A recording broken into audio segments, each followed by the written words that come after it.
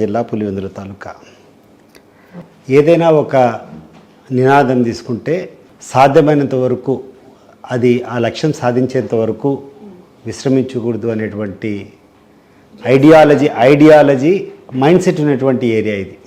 So నేను కూడా ఈ ప్రాంతం నుంచి వచ్చినా కాబట్టి అదే మైండ్ సెట్. 1995 నేను రాజకీయాలకు వచ్చేటప్పటికీ నాకున్నటువంటి సమీప బంధువులు, నాకున్నటువంటి రాజకీయ గురువులు వీళ్ళంతా కూడా తెలుగుదేశం పార్టీలో ఉన్నారు. వాళ్ళతో పాటు తెలుగుదేశం పార్టీ లేకపోవడం జరిగింది.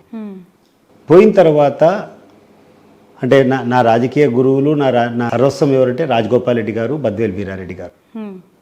వాళ్ళ కన్న బిడ్డల కంటే ఆప్యాయంగా ఆత్మీయంగా నన్ను చూసుకొని రాజకీయంగా నేను ఎదిగేదానికోసం కానీ రాజకీయంగా ఇక్కడ ఎందుకంటే వాళ్ళకు రాజశేఖర రెడ్డి గారికి వైరం ఉండింది. అదే ట్రాంక్స్లో మేము వెళ్ళిపోయాం. తర్వాత ఆ పోరాటం అనేది మధ్యలో ఆపడం అనేది మాకు చేత కాదు. అందుకే దాన్ని కంటిన్యూ చేస్తా పోయినాం.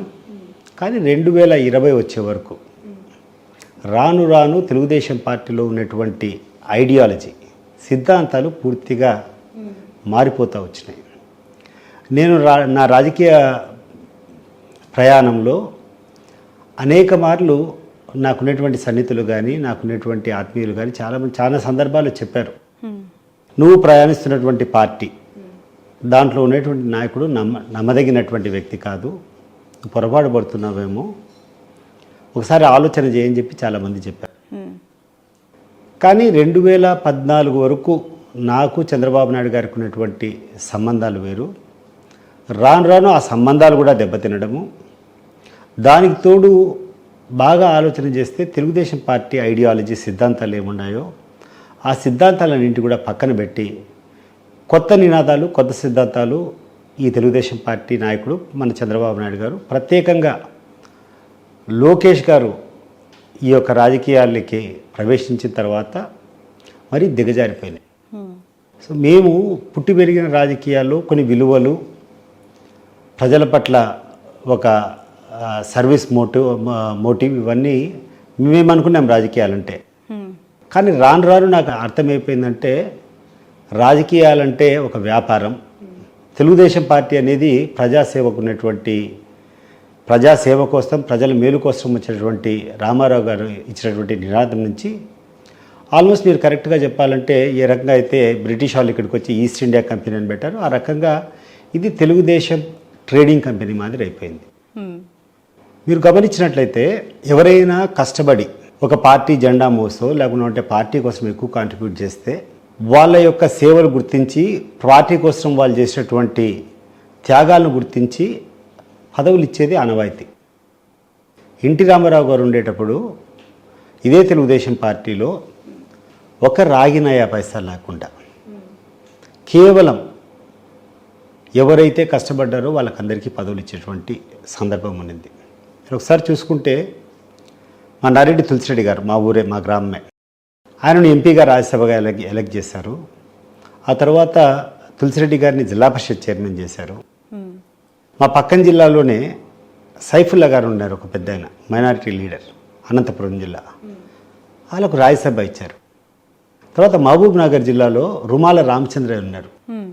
సో వీళ్ళందరి ఆస్తులు ఈరోజు తీసుకున్నా కూడా వీళ్ళ మీదనే ఉంటాయి. అంటే వీళ్ళ కాంట్రిబ్యూషన్ ఏంటంటే తెలుగుదేశం పార్టీకి అంకితభావంతో పనిచేశారు, తెలుగుదేశం పార్టీ కోసం కష్టపడ్డారని చెప్పి వాళ్ళకు రివార్డ్ చేశారు. అది తెలుగుదేశం పార్టీ ఒరిజినల్ సిద్ధాంతం. కానీ రాను రాను మీరు చూసినట్లయితే ఇప్పుడు ఎవరికెవరికి ఇచ్చారు రాజ్యసభలు మీరు ఒకసారి చూసుకోండి. ఎవరెవరికి ఇచ్చారు? సుజనా చౌదరి గారికి 2 సార్లు ఇచ్చారు, సీఎం రమేష్ గారికి 2 సార్లు ఇచ్చారు, గరికపాటి మోహన్ రావు గారికి ఇచ్చారు. అంటే ఆయన పార్టీ కోసం కష్టపడ్డాడండి. టీజీ వెంకటేష్ కర్నూలులో he was a business man, Congress పార్టీలో ఉన్నాడు, కాంగ్రెస్ పార్టీలో ఎమ్మెల్యేగా ఉన్నాడు, మంత్రిగా ఉన్నాడు. కేవలం 2014లో ఈ పార్టీలో చేరడం జరిగింది. ఈ పార్టీలో చేరిన తర్వాత 2014లో ఓడిపోయినాడు, ఆయనకు మళ్ళీ రాజ్యసభ ఇచ్చారు, సీతామహాలక్ష్మి. సో ఈ యొక్క రాజ్యసభలు ఎవరికెవరికి ఇచ్చారని చెప్పి మీరు ఒక్కసారి ఆర్థిక పరిపుష్టి ఉన్న నేత, ఆర్థిక పరిపుష్టి కాదు, ఆర్థికంగా ఎవరైతే కొనుగోలు చేయగలుగుతారో, ఎవరైతే 4 రూపాయలు డబ్బులు ఇచ్చి కొనుక్కుంటారో వాళ్ళకే ఇచ్చారు. ఆఖరికి రాజకీయాల్లో ఎవరికి కూడా డబ్బులు అవసరమే, కానీ రకరకాల సోర్సెస్ ఉంటాయి. పార్టీ ఫండ్స్ రేస్ చేసేదానికి కానీ లేకుండా ఉంటే పార్టీ కార్యక్రమాలు ముందుకు పోయేదానికి రాను రాను రాజకీయాల్లో కొంచెం ఇబ్బందికరంగానే ఉంది. డబ్బులు ఎక్కువ ఖర్చు పెట్టాల్సినటువంటి అవసరం ఉంది, ఏమైనా ఉంది. కానీ దానికి వేరే వనరులు ఉన్నాయి, వేరే రకాల మార్గాలు ఉన్నాయి, అవన్నీ కూడా అందరికీ తెలుసు. కానీ పార్టీ కార్యకర్తల కోసము, త్యాగశీలుల కోసము, పార్టీకి నిబద్ధతగా పనిచేసిన వాళ్ళకి ఇవ్వాల్సినటువంటి పదవులు కూడా అమ్ముకుండే స్థాయికి తెలుగుదేశం పార్టీ పోయింది. నేను ఈ సందర్భంగా అంటే సతీష్ రెడ్డి గారు ఇక్కడ ఒక పాయింట్, 2014 తర్వాత పరిస్థితులన్నీ మారిపోయాయి, రాను రాను మీ సంబంధాలు కూడా కొంత దిగజారాయని మాట్లాడుతున్నారు కదా. ఆ తర్వాత పరిణామాలన్నీ కేవలం డబ్బు బంధాలే, డబ్బున్న వాళ్ళకే టికెట్లు కేటాయించే క్రమంలో మీరు ఉన్న వాటిని కోల్పోవటము, కొంత వీక్ అవ్వటంతోనే ఈ పరిస్థితులు వచ్చాయా? అటువంటి పరిస్థితులు ఏం లేవమ్మా. నేను 5 సార్లు నేను కంటెస్ట్ చేసేటప్పుడు కూడా ఏ రోజు చంద్రబాబు నాయుడు గారి దగ్గరికి పోయి నాకు పలాని పదవి కావాలా, లేకుంటే నేను పులివెందుల నుంచి కంటెస్ట్ చేస్తానని చెప్పి నేను ఏ రోజు ఒక అప్లికేషన్ పెట్టడం కానీ ఆయన పోయి రిక్వెస్ట్ చేయడం కానీ జరగలేదు. ఓకే. ఆల్ ది 5 టైమ్స్ వాళ్ళు బీఫామ్ ఇక్కడ పంపించారు. పార్టీకి ఒక క్రమశిక్షణ సైనికుని మాదిరి.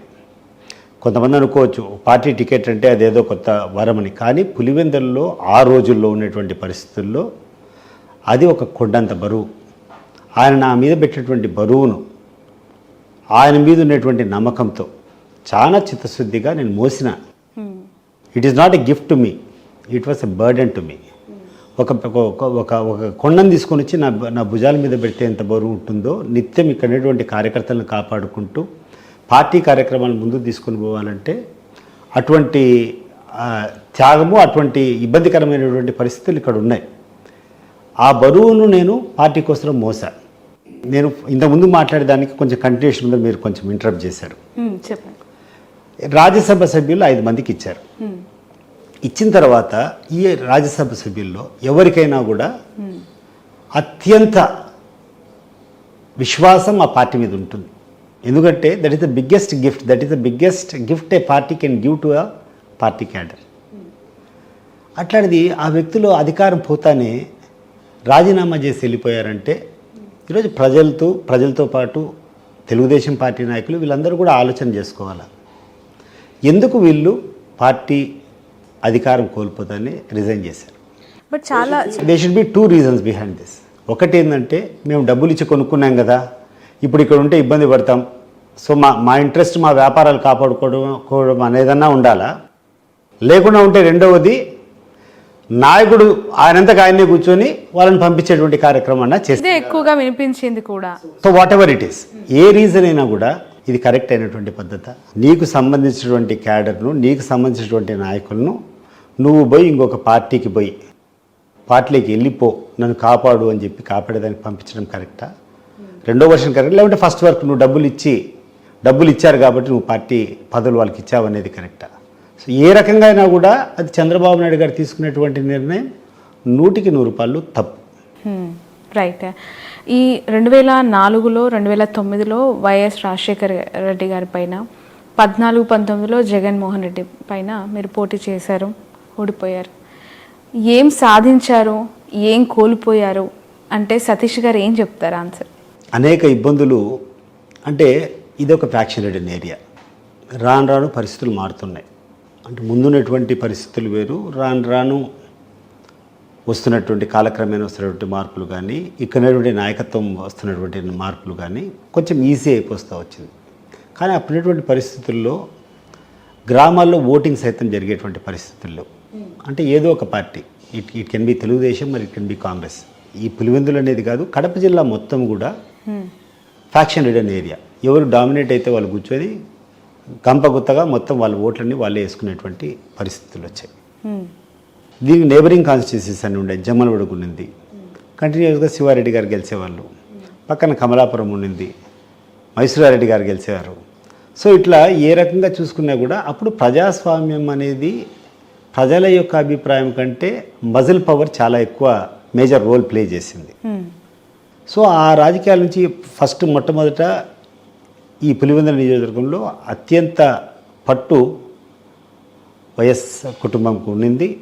ఆల్మోస్ట్ నేను రాజకీయాలకి ప్రారంభం చేసినప్పటికీ దాదాపు ఏ పోలింగ్ స్టేషన్లో కూడా తెలుగుదేశం పార్టీ తరఫున ఏజెంట్గా కూర్చుంటున్నటువంటి పరిస్థితి పరిస్థితులు లేదు.